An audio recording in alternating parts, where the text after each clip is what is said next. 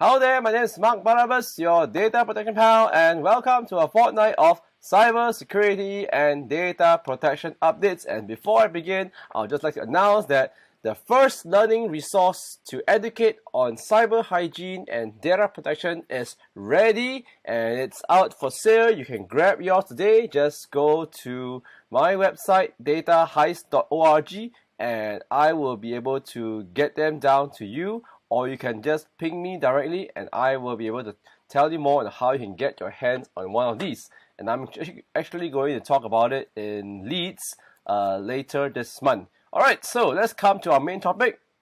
What's happening this fortnight on cybersecurity and data protection?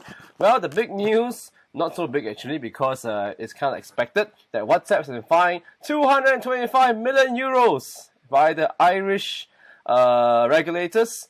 And I wonder whether anybody can debate about this following how the Irish regulators fined Twitter sometime, was it last year or this year? Yeah. So Irish regulators have been criticized for being a bit lenient. So let's see what happens. But this is just one of the many breaches. And we have another company that has gotten into trouble with privacy issues following last fortnight's update on Lemonade. We have got a facial recognition AdTech that has got some issues with privacy and it has caused their stock to plummet. Well, that's where the cost of privacy is really important. We know Apple and Google are battling out. Let's see what happens soon. So if you are in a tech that uses some form of technology to collect some data, really think carefully about putting in data protection by design. And back to my home country, Singapore. Well, again, embarrassingly, another company, this time a ISP, internet service provider, has announced that they have got data stolen from them.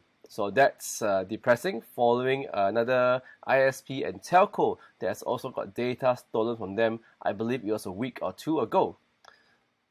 But out there in the world, we have another VPN company that has got his data also being stolen, or rather this case is leaked. So cyber security is really a really important topic now and something that we really cannot ignore. So please, if you are holding data, especially if it's personal data, you might want to take a lot of steps to put in the right tools and protection to ensure your data is safe. So talk to an expert near you. So this is where we talk about consents, and GDPR and the different regulators have this issue on consents. And it seems that the UK ICO has brought up this topic about cookie consents. You know, cookie consents are things that pop up on your browsers when you go surfing on certain websites. So do you just click or do you actually read? Well, I have to admit that many times I just click through just to get the information I want.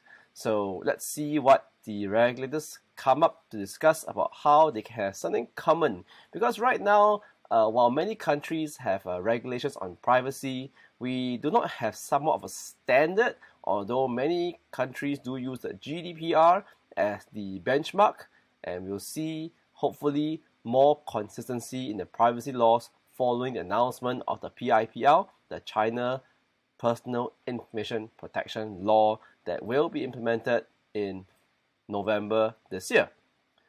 So this is where another big nation, probably the biggest country, democratic country in the world, is going to start to implement their privacy policy as well. I'm sure they're going to be rushing through, or not rushing through, but following up very closely, because China, the biggest country in the world, has already implemented or passed their privacy law. So India is yet to pass its PDPB, the Personal Data Protection Bill, but we see a lot, again, similarities with the GDPR that has been the best standards or good standards so far in terms of privacy.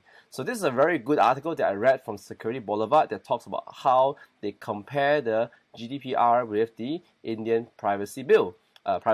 And of course, there are many similarities, but there are also several differences. So if you are doing some business in India, or if you have placed your BPO office in India, you might want to read this as well, because I think this will be another big country that will take privacy really, really seriously. And again, back to Singapore, there's a posture that the government has made very clearly, and it looks like the government is telling Singapore companies that we should assume that we are already breached and have good measures to handle the breach. So from this note, it is very important for all agencies, because if you are not aware, in Singapore, where I'm based in, all organizations must comply the local privacy law known as the PDPA, the Personal Data Protection Act.